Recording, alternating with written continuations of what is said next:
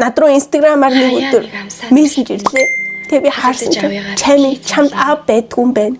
Би мэдсэн. Яваад өгөхөд нь мессеж хүлээж ингээд онцлогоомжлогоор гадагшаад тийш ингээд аав яах. Тэгэл манай аав хоёр нэрийг хөгсөж байгаа юм да. Тийм болохоор ингээд шинжилгээ өгж байгаа юм гэсэн манай аав ингээд хор тавдартай бол өчлөгдөө. Ээж чинь тэд байгаад эргэж ирэхгүй юу? Ээж маань бол агуу юм штэ.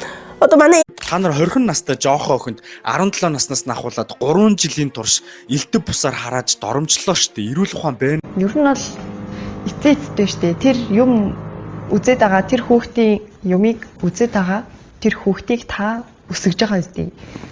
Хүн хүний төлөө амьдраагүй байсан ч гэсэн өөр танихгүй хүн өөдөөс нь салавч гаргаад хахад өмөрч болтой шүү. Та бичлэгээ эргүүлээд хийгээрэй. Та бити бичлэгээ зөксүүлээрэй.